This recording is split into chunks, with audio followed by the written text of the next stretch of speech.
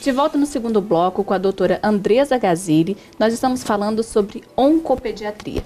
E a pergunta que a gente tinha encerrado e que a gente vai voltar nela. O que você faz no seu ambulatório quando os pediatras clínicos de acompanhamento das crianças encaminham as crianças com suspeita de alguma doença oncológica para você? Sim, a gente colhe uma história, né, da doença atual. Eu tenho que colher a história detalhada, quando começou, às vezes é até chato para a mãe, é uma história completa, às vezes desde o nascimento da criança, tudo que ela passou na vida inteira. A mãe nem presta atenção em determinados detalhes que são muito mas para importantes, mim né? são importantes. Na maioria das vezes elas lembram a história vacinal, internações anteriores, contato com pessoas com doenças infecto-contagiosas que podem estar ali competindo com câncer no diagnóstico, né? E depois disso a gente faz um exame físico detalhado da criança, examina as mucosas para ver palidez, no caso da anemia. Examinamos os gânglios, ver se tem ínguas, que também me direciona para outro tipo de câncer. A parte neurológica da criança, às vezes até conversando com ela, eu já faço esse exame, entendeu? Durante o exame físico, a mãe está ali falando como a criança está se comportando, se ela está brincando, se ela está falando com a mãe. Isso aí já me dá uma visão do estado neurológico cognitivo dela, de acordo com a idade. Então a gente faz um exame físico detalhado, parte de peso, de altura, se tem perdido peso, pergunta sua mãe, altura.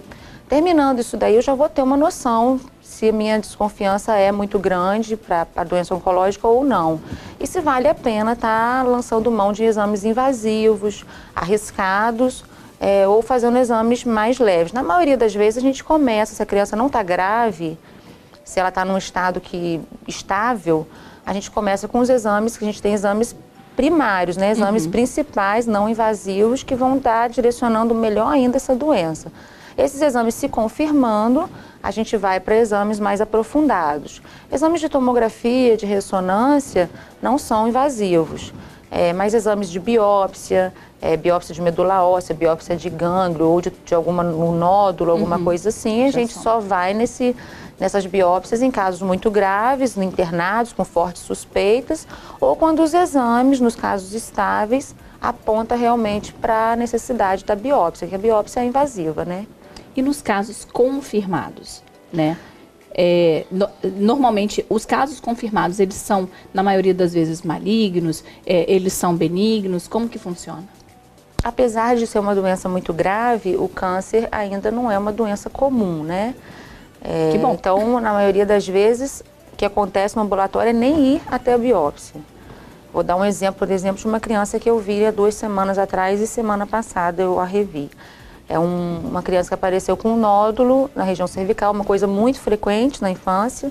Tem diversas causas para isso, mas sempre assusta. E essa criança entrou, foi internada, começou a tratar com antibiótico, fez lá 2 semanas de antibiótico venoso. Na maioria dos casos, são casos infecciosos de bactérias comuns e resolve. E não resolveu. E aí os pediatras já ficaram preocupados. E colhendo a história dessa criança, a mãe disse que a criança tinha um tio que estava tratando-se de tuberculose, mas que já estava curado. Então eles levantaram 2 hipóteses diagnósticas, o tuberculose ganglionar ou linfoma, e foi para mim. Essa criança já tinha feito um PPD, que é um teste de tuberculose que a gente faz na pele, e eu orientei esperar o resultado, a leitura do PPD. Caso ele não reagisse, aí a gente indicaria a biópsia do gânglio. E foi reagente e o caso fechou como tuberculose. Então, a maioria dos casos nem chegam até a biópsia. A gente começa, quando não é câncer, a gente acaba que nos exames menos invasivos, a gente consegue diagnosticar infecções, coisas do tipo. E nas biópsias, aí já é uma roleta russa, né? Da porcentagem que vai dar. Quando chega até o ponto de fazer uma biópsia, a suspeita já está muito grande, entendeu? Então, assim, alguns realmente até me surpreendem que vem negativa a biópsia, outros vêm positivos, mas o mais importante que eu gostaria de deixar aqui hoje como mensagem é que para tudo, hoje em dia, na parte da oncologia, a gente tem recurso. Isso é muito o importante é estar sempre procurando, diante de qualquer sintoma, o pediatra. A mensagem que eu quero deixar é essa. de que a criança tem que ter um acompanhamento pediátrico frequente, mensalmente até 1 ano, ou bimestralmente ou trimestralmente depois de 1 ano. E o pediatra, sendo um pediatra de gabarito, um pediatra que a pessoa tenha confiança, bem formado, ele vai estar desconfiando e vai estar encaminhando, isso não tem erro. E o bom é sempre lembrar, né, que na verdade, a prevenção é sempre melhor do que a remediação. E a prevenção, no caso da infância, é a puericultura, as consultas pediátricas periódicas sendo feitas, as vacinações, o acompanhamento de peso, de estatura. A mãe pode até estar observando em casa ínguas persistentes, anemias persistentes, palidez. Outra coisa que a mãe pode estar observando em casa é mudança no comportamento neurológico da criança, a criança que começa a apresentar mancar ou perde a força num membro, ou fica com um rostinho um pouco torto, coisas assim, alterações neurológicas. Ou no banho, já peguei caso assim que a mãe fez o diagnóstico no banho de uma tumoração abdominal, mas aí já está bem avançado, né? Então, quer dizer, essa mãe, nesse caso específico, que eu me lembro bem, ela não levava o pediatra. Talvez se ela tivesse levado, tivesse feito o diagnóstico mais precocemente. Né? Mas também foi tratado e está bem. E tudo deu certo. Deu. E agora uma pergunta também que o pessoal deixou.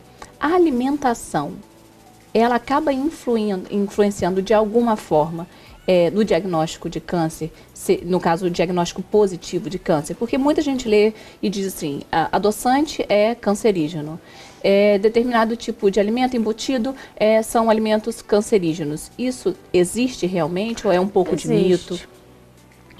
O câncer infantil, os mais comuns, não são alimento induzidos. Mas para a vida adulta dessa criança ou adolescência, raramente a gente tem casos assim que pode até vir na infância. Mas os alimentos, os poluentes, essas coisas são fatores de risco mais para a nossa fase adolescente e adulta. Então, alimentos adoçantes com sacarina, ciclamato de sódio são já confirmados, né, que são cancerígenos. A gente tem que dar preferência por sucralose, por estévia.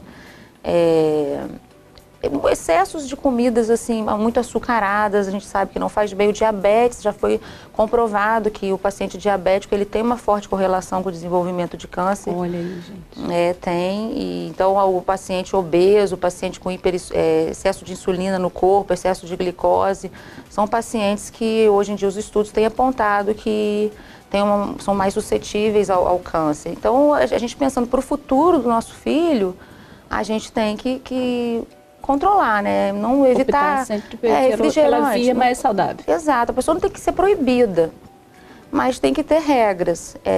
Muitos embutidos, salame, coisas com muitos embutidos, refrigerantes, sal, sódio, açúcar. Então, uma alimentação cada vez mais saudável, que hoje em dia está até em voga, né? Que bom, né? Sim, e pouco sal, pouco embutido, pouco açúcar, tudo o mais natural possível. Então, gente, obrigada, Andressa, por você ter vindo. Vocês terem vindo, né? A Alice e a Andressa terem vindo.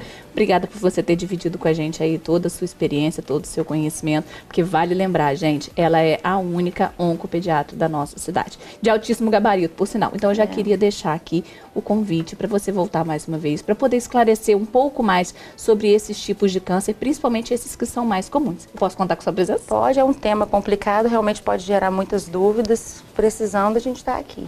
Então, tá e as mães precisando, a gente está no HGG. Então, gente, olha só, doutora Andressa Gaziri, eu vou deixar aqui embaixo a referência de onde você pode, ou então do seu pediatra pode encontrá-la, caso tenha alguma dúvida, caso tenha alguma suspeita, tá bom? Eu vou ficando por aqui e no próximo bloco eu volto com mais Totalmente Mãe para vocês.